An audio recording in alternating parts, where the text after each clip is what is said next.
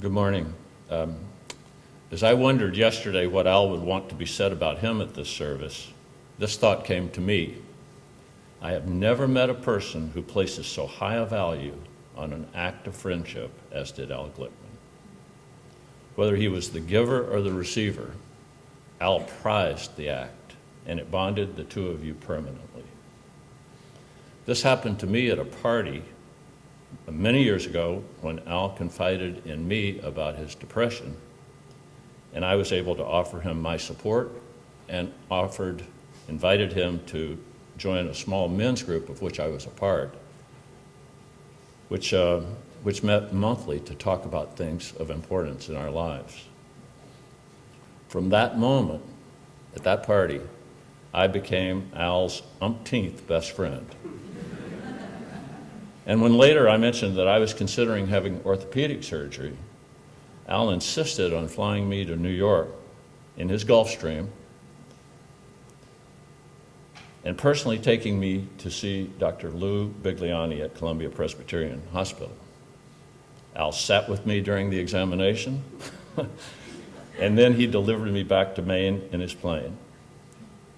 I assumed that he was going to New York anyway for some other reason.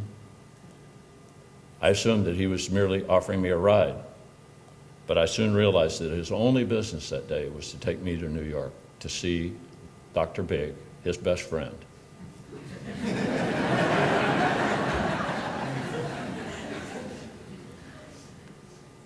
Through such acts of friendship, Al created lifelong relationships of deep mutual loyalty. Through hanging out with him, I learned how Al's devotion to his friendships was also an asset to him in his business life, and how his enormous success was largely due to his ability to combine friendship with business relationships with the common denominator of loyalty. There are many other lessons that I learned from Al's life. He was a man who lived in fullness in his healthy years and who later fought illness valiantly. He was a model of how to live with a chronic progressive disease through grit and commitment to continuing to contribute. A death raises for all of us the existential questions: am I making the most of my life? And will I feel fulfilled and free of regret when my time to go arrives? The lessons I take from Al go right to these questions.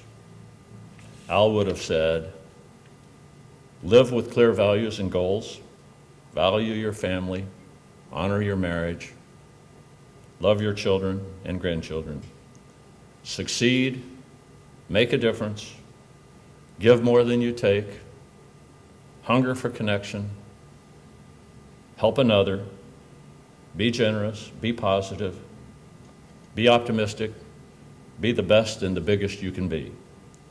Fight adversity, live courageously, and go out without regret.